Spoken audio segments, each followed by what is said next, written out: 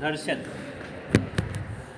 जिथं घर्षण घडतं तिथं उष्णता निर्माण होते आणि जिथं उष्णता निर्माण होते तिथं झीज होते. झीज मीन्स इरोजन. आता बघा, कोणताही पृष्ठभाग तुम्ही जर दोन हात एकमेकाला घासले, बघा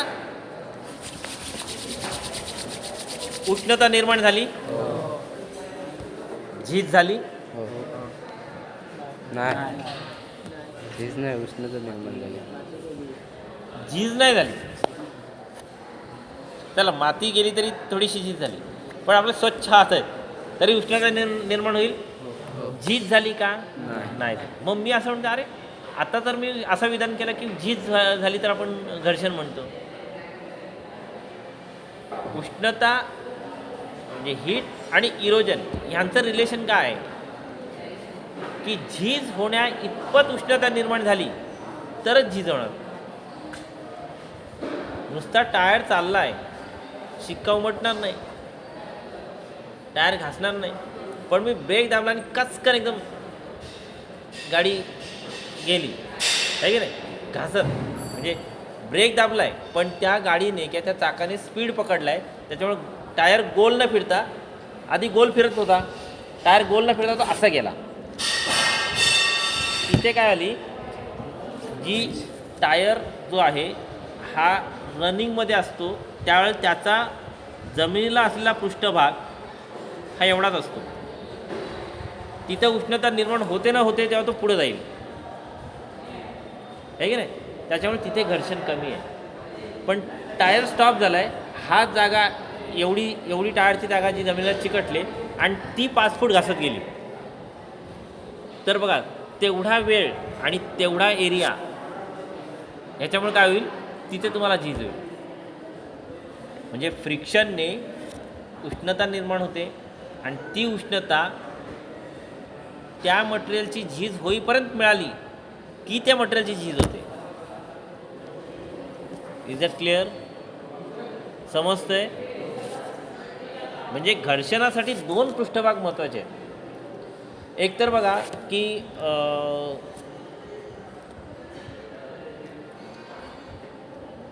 समजा लांब असे 2 भाग आहेत, इथे काय आणि इथे काय, अंतर आहे मध्ये 1 फुटाचा, तरी ह्यांची किती हालचाल केली तरी तिथे घर्षण निर्माण होणार नाही. होईल का? होईल. फळा आहे, फळाचा पृष्ठभाग आहे आणि 1 फुटावर मी खडू घेतला आहे आणि मस्त याच्यावर लिहितोय, असं लिहिलं जाईल का? लिहिलं जाणं म्हणजे घर्षण आहे. घर्षणाचा फायदा करून घेतला आहे. घर्षण झालं नाही तर लिहिलं जाणार नाही, अक्षरं उमटणार नाही. उदाहरणार्थ मी ग्लास घेतला आहे आणि आपला खडू घेतला आहे तर त्याच्यावर अक्षर उमटणार नाही, कारण खडूचा जरी सरफेस किंवा पृष्ठभाग खडबडीत असला तरी आरशाचा किंवा काचेचा पृष्ठभाग खडबडीत नाही. दोन्ही पृष्ठभागामध्ये उंचवटे खड्डे असले पाहिजेत आणि ते एकमेकात फसले पाहिजेत, लॉक झाले पाहिजेत. आणि ज्यावेळी त्या लॉकमधून आपण बाहेर काढू तेव्हा त्या उंचवट्यांची झीज झाली पाहिजे, तरच घर्षण होतं. कळतंय मी काय म्हणतो तुम्हाला? अशी बरीचशी उदाहरणं असतात बघा. जसं मी तुम्हाला सांगितलं की फळ्यावर खडूने लिहिणं घर्षण आहे. आपण चालतो हे सुद्धा घर्षण आहे. हे सोपं उदाहरण बघा, आपण चप्पल घालून चालतो, काही महिन्याने खाली चप्पल आपली गुळगुळीत झालेली असते. ही काय वन डे झाली नाही, पण हळूहळू हळूहळू हळूहळू तिची झीज झाली. झीज झाली याचा अर्थ चपलेचा पृष्ठभाग आणि रोडचा पृष्ठभाग यांच्यामध्ये घर्षण घडते, म्हणून तर चप्पल झीज झाली, आहे की नाही. त्याचा सोल पहिल्यांदा असा जाड असतो किंवा त्याला ग्रीप असतात, नंतर तो प्लेन होऊन जातो. म्हणजे घर्षण हे चालताना होतं. ओके. सायकलचा टायर बघा, अबू गोटा झाला म्हणून आपण बदलला. हा का होतो तर सततच्या चालवण्याने काय होतं, रोड आणि रोड बघा, सगळेच रोड तुम्हाला प्लेन मिळणार नाही. म्हणजे काही ठिकाणी घर्षण कमी होईल, जिथं पृष्ठभाग खडबडीत नाही जास्त तिथं घर्षण कमी होईल, जिथं जास्त खडबडीत येईल तिथं जास्त घर्षण होईल. एक दिवस चालवली कमी घर्षण होईल, वर्षभर चालवत आहे जास्त घर्षण होईल. म्हणजे घर्षण हे जसं पृष्ठभागावर अवलंबून आहे तसंच ते टायमिंगवर पण अवलंबून आहे. किती कालावधी तो पृष्ठभाग एकत्र येतोय. असं बघितलं आहे का, महिनाभर गाडी चालवली ती झिजली टायर आणि वर्षभर चालवते ते झिजले नाही, असं होईल का? नाही होणार. त्याच्यामुळे घर्षण हे तुमच्या कालावधीवर पण अवलंबून असतं, घर्षण हे पृष्ठभागावर अवलंबून असतं, घर्षण हे एमओसीवर पण अवलंबून असतं. मटेरियल ऑफ कन्स्ट्रक्शन, ती वस्तू कशाची बनलेली आहे, बरोबर की नाही. एखादा फळा आहे त्याच्यावर मी खडून लिहिलं तर खडूचं घर्षण होईल आणि अक्षर उमटतील. पण मी दगडाने घासलं तर ते फळाचं घर्षण होईल. आणि खडूने जेवढं फळा खराब होणार नाही तेवढं दगडाने होईल. त्याच्याविषयी मी लोखंडाचं घेतलं, जर रफ सरफेस आणखीन घेतला आणखीन होईल. म्हणजे जसं पृष्ठभागावर डिपेंड आहे, जसं कालावधीवर डिपेंड आहे फ्रिक्शन, तसं फ्रिक्शन तुमचं मटेरियलवर डिपेंड आहे. समजलं. त्याच्यामध्ये ज्याचा सॉफ्ट मटेरियल त्याची झीज लवकर. कोण कशावर घासतं that is not important. Strength कोणाची जास्त आहे कोणाची कमी आहे त्याच्यावर तुमचं फ्रिक्शन डिपेंड आहे. कळते का मी काय म्हणतो ते. म्हणजे जर खडू आणि फळा या दोघांची स्ट्रेंथ वेगळी आहे, फळा स्ट्रॉंग आहे खडू सॉफ्ट आहे, मग झीज फळाची होते का खडूची होते? आपल्याला खडूचीच करायची आहे म्हणतो तो सॉफ्ट आहे. फळ्यापेक्षा हार्ड खडू बनवला तर फळ्यावर चरे उमटतील, खडूवर नाही. कळलं की नाही. आपण फायलिंग करतो बघा, त्यावेळेला फाईल ज्या असतात त्या आपल्या हाय कार्बन स्टीलच्या असतात, पोलादाच्या असतात. आणि मटेरियल असतं ते MS असतं ज्याच्यावर आपण जॉब करतो. मग फायलिंग करताना जॉब घासला जातो, जॉबची झीज होते का फाईलची झीज होते? जॉबची. करेक्ट. म्हणजे फ्रिक्शन हे तुमच्या ज्या दोन पृष्ठभागांमध्ये फ्रिक्शन होणार आहे त्या पृष्ठभागाच्या मटेरियलवर पण डिपेंड आहे. बघा अजून बरेचसे पॉईंट्स आहेत. तुम्ही आता काय फ्रिक्शन शिकलात मला माहिती नाही, मॅडमने शिकवलं असेल ना, तरी पण मी तुम्हाला आणखी मला जे जे काय माहिती आहे ते मी तुम्हाला सांगतो. दुसरी गोष्ट टेम्परेचरवर डिपेंड आहे. तुम्ही कुठल्या टेम्परेचरमध्ये काम करताय. कूलिंग असेल तर तिथे घर्षण होत असेल, कारण झीज कधी होईल? जेव्हा उष्णता निर्माण होईल. ही उष्णता किती निर्माण होईल? ज्या उष्णतेने ते मटेरियल झिजेल तेवढी उष्णता वाढल्यानंतरच मटेरियल झिजायला लागेल. कशाला फाईल जेव्हा आपण जॉबवर घासतो तेव्हा घासून झाल्यानंतर जॉबला हात लावा तो थोडा गरम वाटेल. म्हणजे जेव्हा ती उष्णता त्याला मिळते तेव्हा तो मटेरियल सोडतो, त्याचे बॉन्डिंग सोडतो. Is that clear? मग तेच मी एकदम AC लावून जर काम करायला लागलो घर्षणाचं तर उशीर लागेल झीज व्हायला, कारण तेवढं टेम्परेचर आलं की ते लगेच कूल होणार. म्हणजेच तुम्ही कुठल्या टेम्परेचरमध्ये काम करताय त्या मटेरियलचं झिजण्यासाठी किती टेम्परेचर लागणार आहे हा टेम्परेचर क्रायटेरियासुद्धा जो आहे तो फ्रिक्शन त्याच्यावर डिपेंड आहे. करेक्ट. किती फोर्स लावताय ह्याच्यावर फ्रिक्शन डिपेंड आहे. ही वस्तू मी ह्या पृष्ठभागावरनं अशी ढकलली तर त्या वस्तूमध्ये किंवा ह्याच्यामध्ये किती उष्णता निर्माण होईल? आणि किती झीज होईल. तीच वस्तू मी जोरात दाबली आणि जोरात घासली तर काय होईल, उष्णता जास्त निर्माण होईल. मी खडू हलक्या हाताने जर काढला तर खडूचे निघणारे किती कण फळाला चिकटलेत, आणि मी जोरात दाबून काढला तर किती कण चिकटतात. लक्षात आलं. म्हणजे मी फोर्स किती अप्लाय करतोय, प्रेशर किती क्रिएट करतोय, ह्याच्यावर सुद्धा फ्रिक्शन डिपेंड आहे. हां, त्याच्यानंतर वस्तूचं वेट किती आहे त्याच्यावर पण फ्रिक्शन डिपेंड आहे. मी कापूस घेतलं, त्यात एमओसी पण आली, कापूसाची एमओसी आणि वेट पण आला, ते जर घासलं तर किती फ्रिक्शन क्रिएट होईल, आणि मी दगड घासलं तर किती फ्रिक्शन क्रिएट होईल. कळलं. म्हणजे तुमचा सेल्फ वेट किती आहे. आता बघा, चपला झिजताना ज्यांचं वजन जास्त आहे त्यांच्या चपला लवकर झिजलेल्या दिसतात. ज्यांचा बॉडीचा वेट कमी आहे त्यांची चप्पल कमी झिजलेली दिसते. म्हणजे सेम व्यक्ती आहे, सेम टायमिंग, दिवसातनं तेवढंच टायमिंग, तर त्याच रस्त्यावरनं ती चप्पल जर वापरत असेल तर जर त्यांचं वेट वेगळं असेल तरी तुम्हाला फ्रिक्शन वेगळा दिसेल. बघा किती गोष्टी आहेत ज्याच्यावर फ्रिक्शन तुमचं डिपेंड आहे.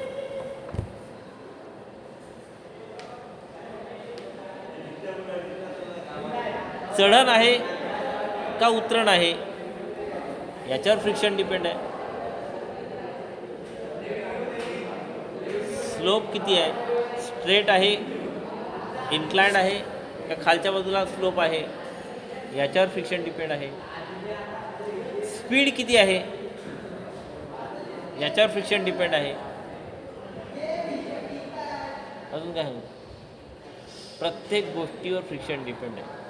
म्हणजे इतर जर फिजिक्सच्या सगळ्या राशी घेतल्या तर प्रत्येक राशी, प्रेशर असेल, टेम्परेचर असेल, फोर्स असेल, स्लोप असेल, सेल्फ वेट असेल, आहे ना, एमओसी असेल, ह्या सगळ्या गोष्टींवर, एमओसी केमिस्ट्री आहे, ह्या सगळ्या गोष्टीवर तुमचं फ्रिक्शन डिपेंड आहे. पदार्थाची अवस्था काय आहे, कोणत्या अवस्थांमध्ये कॉन्टॅक्ट येत आहे, सॉलिड सॉलिडचा येतो आहे का, लिक्विड सॉलिडचा येतो आहे का, गॅसेस सॉलिडचा येतो आहे का, याच्यावर फ्रिक्शन डिपेंड आहे. नदीत वाहणारं पाणी लिक्विड आहे आणि गोल गोल गोटे झालेले दगडं सॉलिड आहे. कितीतरी टायमिंगपासून तो पाणी त्याला हे करून जातो तेव्हा ते कुठे गोल होतात. म्हणजे लिक्विड आणि सॉलिडचं सुद्धा फ्रिक्शन घडत असतं. जोराची हवा येते, डोंगरावरची धूळ उडवून नेते, फ्रिक्शन क्रिएट केलं. पृष्ठभाग आहेत दोन्ही अवस्थांचे पृष्ठभाग आहेत, ते फ्रिक्शन क्रिएट होणार. कळलं की नाही. म्हणजे सॉलिडवर लिक्विड, सॉलिड आणि लिक्विड, गॅसेस आणि सॉलिड, सॉलिड कॉमन आणि लिक्विड आणि गॅस हे वेगवेगळे फेज आहेत, तर याच्यामध्ये होणारे फ्रिक्शन वेगळे असतात. म्हणजे आपल्याला फ्रिक्शन 3 ठिकाणी कळतील. सॉलिडमध्ये फ्रिक्शन होतं का नाही होतं, 2 सॉलिडमध्ये फ्रिक्शन, लिक्विड सॉलिडमध्ये उदाहरण नदी, गॅसेस सॉलिडमध्ये होतं कारण गॅस आहे आणि म्हणजे एअर आहे आणि जमीन आहे. लक्षात आलं. लिक्विडमध्ये नाही होत कारण ते मिसिबल होईल किंवा इमिसिबल होईल. गॅसेसमध्ये नाही होत, मिसिबल असेल किंवा इमिसिबल असेल. फ्रिक्शन 3 ठिकाणी होतं, solid, liquid solid, gases solid. Is that clear. मग पदार्थाच्या अवस्था कोणत्या आहेत ह्याच्यावर फ्रिक्शन डिपेंड असतं. म्हणजे सॉलिड घासल्याने किती फ्रिक्शन होईल, तेच किती वेळात होईल. रेट ऑफ फ्रिक्शन म्हणजे किती वेळात किती फ्रिक्शन झाला, किती वेळात किती झीज झाली, किती वेळात किती इरोजन झाला. मग नदीतलं दगड पाण्याने घासून किती वेळात गोल झाला, तेच आपण दगड घासून घासून किती वेळात करू, किंवा हवा त्याच्यावरनं जाऊन तो किती वेळात त्या फरक पडला. तर प्रत्येक ठिकाणी तुम्हाला फ्रिक्शनचा रेट कमी जास्त दिसेल. सॉलिडमध्ये फ्रिक्शन जास्त दिसेल तुम्हाला, तेच लिक्विड सॉलिडमध्ये कमी दिसेल, गॅसेस सॉलिडमध्ये कमी दिसेल. पदार्थ कोणता आहे, त्याच्यावर प्रेशर किती आहे, त्या पदार्थाची अवस्था कोणती आहे, कुठल्या दुसऱ्या पदार्थाबरोबर कॉन्टॅक्ट करतोय तो, प्रेशर किती आहे, स्पीड किती आहे, फोर्स किती आहे, किती वेळ करतोय, त्या पदार्थाचं वेट किती आहे, स्लोप आहे का, स्ट्रेट आहे, इन्क्लाइंड आहे का,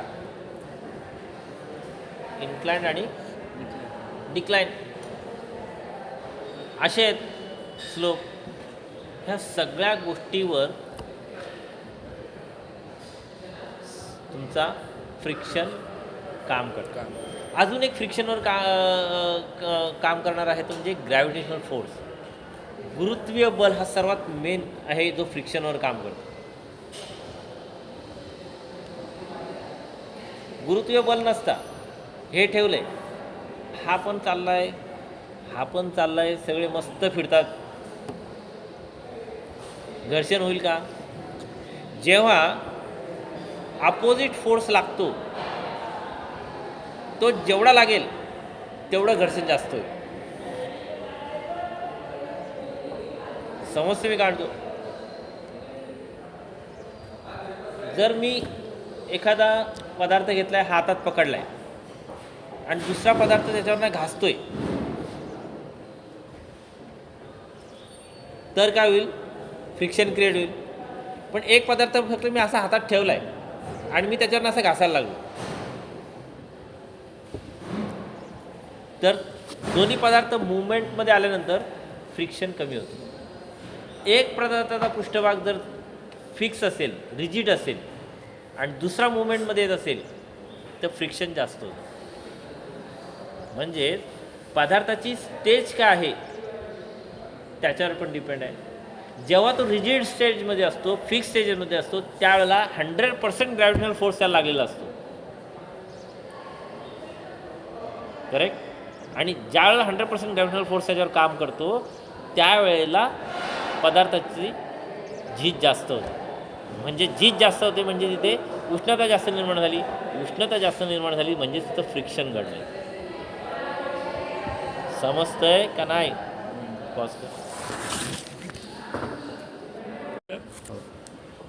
ओके. आता तुम्ही बघितलेलं आपल्या आजूबाजूस जे जे तुम्ही फ्रिक्शन बघाल किंवा बघत आलात त्याचं एक एक फ्रिक्शन सांगायचं, जोरात सांगायचं, रेकॉर्डिंग चालू आहे.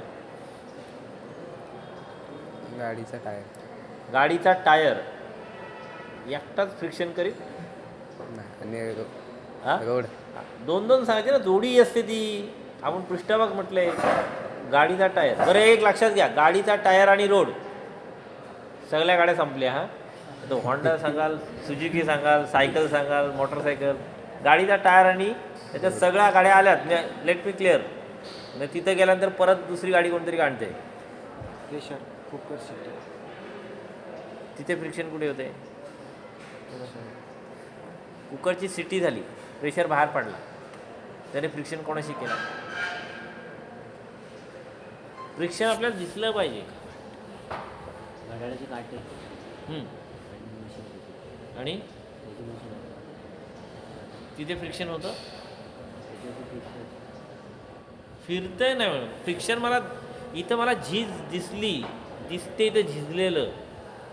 हे बघा, उष्णता कदाचित आपल्याला दिसणार नाही, कारण त्यावेळेला आपण तिथे असलं पाहिजे, आपण ऑब्झर्व केलं पाहिजे किंवा आपण हाताने चेक केला पाहिजे की तिला टेम्परेचर सेन्स केला पाहिजे. पण झीज ही आपण कधीही बघू शकतो. आपण हजर नसलो तरी नेक्स्ट टाईम आपण बघू शकतो बाबा हे झिजलं म्हणजे इथे फ्रिक्शन झाले.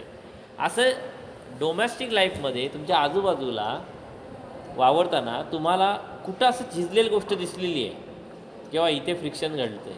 नटबोल्ट आणि स्पॅनर. करेक्ट. नटबोल्ट आणि स्पॅनर. इथे कुठे दिसेल तुम्हाला फ्रिक्शन? स्पॅनर. कुठे कुठे झिजतं? हां, थ्रेड झिजतात. ते स्पॅनरमुळं नाही झिजत बाळा, थ्रेड ह्या दुसऱ्या थ्रेडिंगमुळे झिजतात. स्पॅनर आणि बोल्टचा हेड याचे कॉर्नर जे आहेत तिथं तुम्हाला फ्रिक्शन झालेलं दिसतं. बरोबर आहे? ती रॉंग ऑपरेटिंग सिस्टीम आहे आपली. कारण आपण सेलवाला प्रॉपर न बसलेला वापरला किंवा जिथं रिंग वापरायला पाहिजे आपण ओपन एंडेड वापरला. ती आपली ऑपरेटिंग सिस्टीम किंवा आपली जी पद्धत आहे ती चुकीची आहे, म्हणून फ्रिक्शन घडतं. म्हणून तिथे फ्रिक्शन घडतं. कधीही बघितलं दुसरा एखादा काम करून गेला असला तरी आपल्याला तो बोल्टचे कॉर्नर झिजलेले दिसतात, अरे इथे फ्रिक्शन झालं. त्याची कारणं आपण नंतर शोधणार आहोत. तसंच एखादा बोल्ट बाहेर काढला, काही ठिकाणी थ्रेड झिजलेले असतात तर रॉंग म्हणजे आपण थोडासा क्रॉस बोल्ट ठेवला आणि फिटिंग करतोय तर झिजतील. MOC प्रॉपर नसेल तर झिजेल. किंवा बराच दिवस वापरतोय, बऱ्याच वेळा ते डिसमेंटल रिअसेंबलिंग करत राहिलो आहे त्याच्यामुळे होईल. म्हणजे तुम्ही किती टाईम स्पॅन वापरताय, किती फोर्स लावताय, रॉंग सिस्टीमने ऑपरेट करताय का, या सगळ्या गोष्टीवर तिथे नटबोल्टमध्ये तुम्हाला फ्रिक्शन दिसतं. चॉक आणि ब्लॅकबोर्ड किंवा ग्रीन बोर्ड यांच्यामध्ये फ्रिक्शन दिसतं. बोर्डला हात फिरवला तर थोडा रफनेस असतो आणि खडूला सुद्धा पोरोसिटी असते, रफनेस असतं, त्यामुळे तिथे फ्रिक्शन घडतं. फायलिंग करताना, जॉब फायलिंग करताना आपल्याला जॉब आणि फाईल याच्यामध्ये फ्रिक्शन घडतं. कशामध्ये झीज होते? जॉबमध्ये.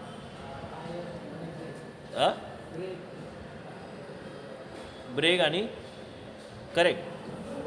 जसं टायर आणि रोडमध्ये होतं तसं ब्रेक आणि टायरची ती व्हील काय म्हणतात त्याला, डिस्क असतील तर त्याच्यामध्ये घासलेलं दिसतं आपल्याला, म्हणजेच तिथं फ्रिक्शन घडले.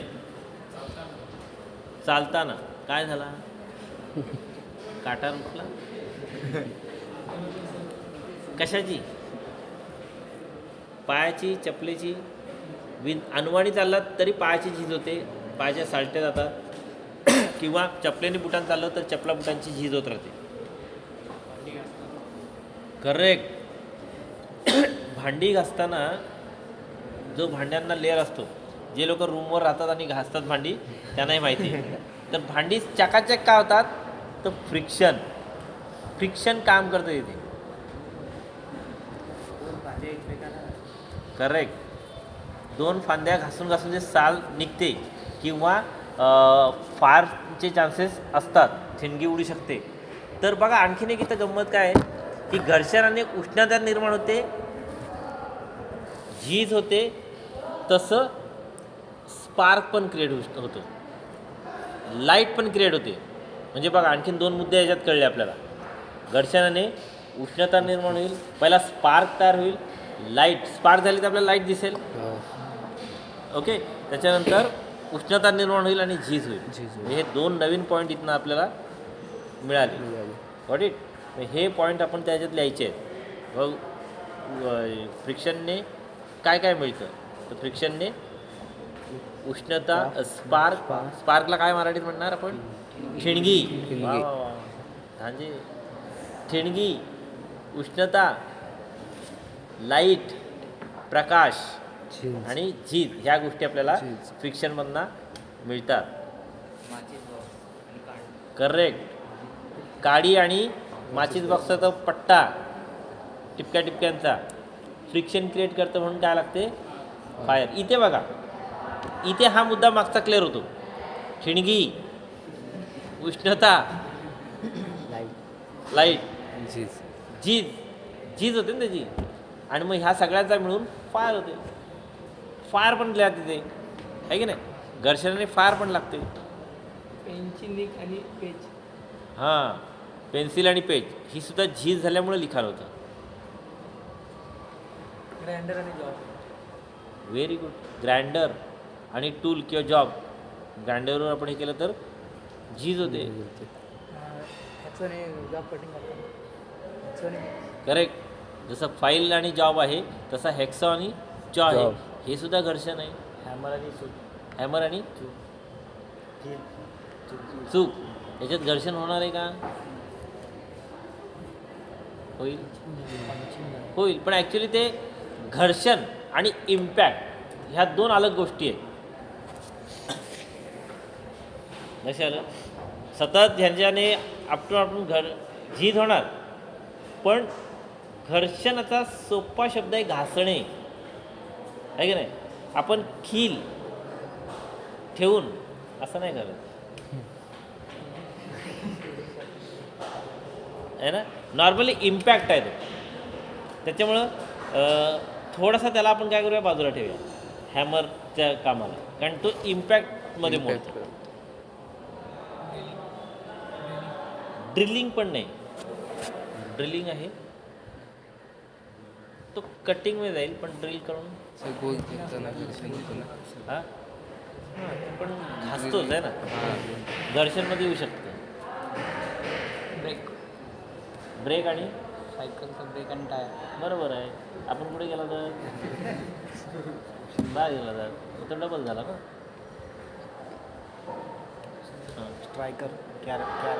स्ट्रायकर व्हेरी गुड आहे ना. अडकतो कधी कधी, मग आपण पावडर टाकतो आणि मग ते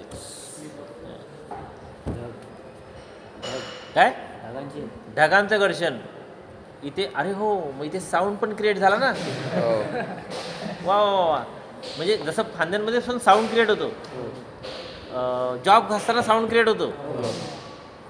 साऊंड आला याच्यात, म्हणजे आता ठिणगी, उष्णता आहे ना, आवाज, प्रकाश, झीज, फायर, ह्या सगळ्या गोष्टी त्यातून उत्पन्न झाल्या बघा.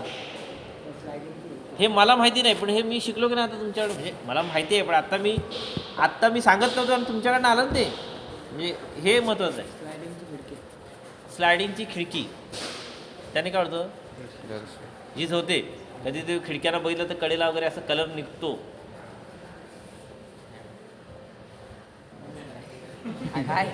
हां, झीज होते, धुळीचे असतील तर. ग्राइंडर आलं ना बाळा, ग्राइंडर आणि टूल आलं तर सगळ्यात त्याच्यावर सगळे चाकू सूर्या पाजवशील का. येस, हे सांगितलं असते. ओके, अजून स्वेच्छेने कोण कोण सांगतो. घसरगुंडी, बरोबर आहे. कालांतराने ती घासलेली दिसते आपल्याला.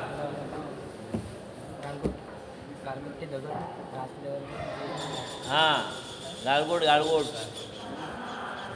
गोलगोल दगड घासून. नदी आणि दगड आहे ना, हे पण तुम्हाला सांगितलं. हवा आणि धूळ किंवा हवा आणि जमीन, हे पण सांगितलं. काय टाळ, हां टाळ, ही चिपली येते मला जरा जरा, तर ती सुद्धा घासली जाते. मोबाईलची स्क्रीन, हात त्यात स्क्रीन घासते, पण स्क्रीन तर एकदम प्लेन असते तरी पण घासते. किंवा मोबाईलचं हे बॅक कवर पण आपण ठेवून किंवा असं घासून सुद्धा कलर जातं.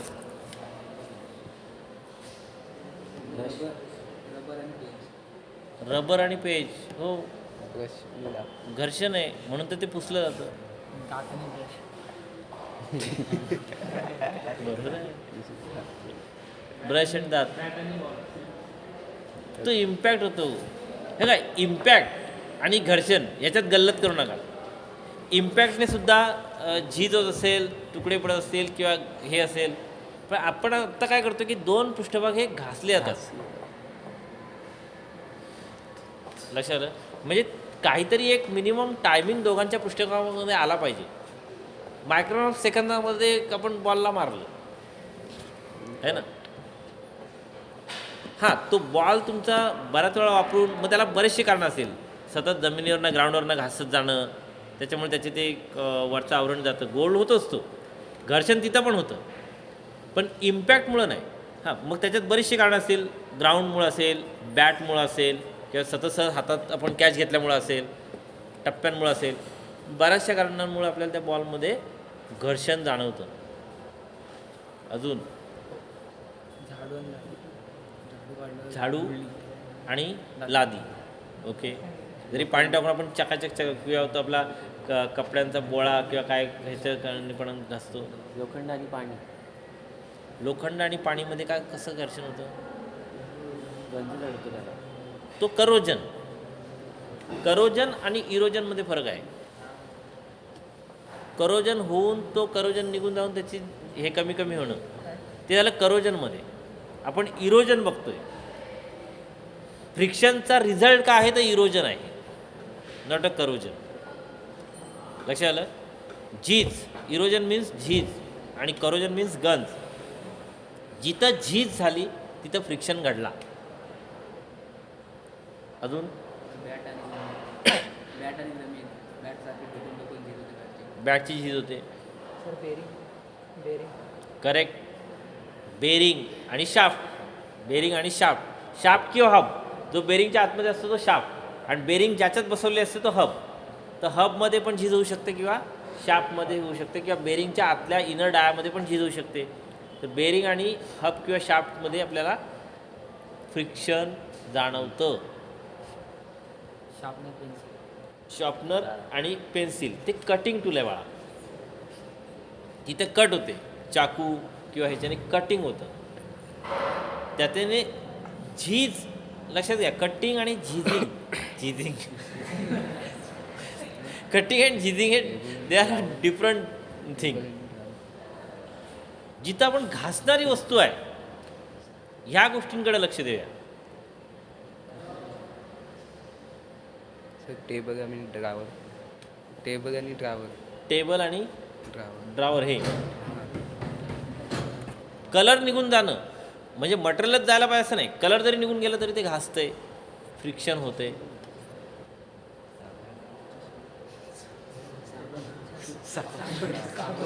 काय साबण आणि पाण्यामध्ये हो झीज होते. पाणी हा लिक्विड आहे, सॉलिड आहे. सॉलिड त्यात राहिलं तरी तो हळूहळू झीज होते. पण त्याच्यात आणखीन काही गोष्टी येतात म्हणजे प्युअर फ्रिक्शनमध्ये न येणाऱ्या गोष्टी आहेत, जसे इम्पॅक्टच्या असतील, कटिंग टूलच्या असतील. ह्याच्यात डिझॉल्व पण होतं म्हणून त्याची हळूहळू झीज होते, है ना. तर घर्षण सतत चालू आहे आणि मग झीज होणं, ह्या गोष्टींकडे आपण जास्त लक्ष द्यायचं आहे. डिझॉल्व झाला, कटिंग झाला किंवा इम्पॅक्ट झाला, त्याच्यामुळे त्या वस्तूंमध्ये कमीपणा आला किंवा झीज झाली, तर ह्याच्यामध्ये पण झिजणं आहे. पण आपल्याला मेन फ्रिक्शनचा पॉईंट काय आहे की दोन पृष्ठभाग एकमेकांवर घासले पाहिजे, अशी उदाहरणं शोधायची आणि वहीत लिहिताना तशीच उदाहरणं लिहायची. चष्मा आणि काय डोळा.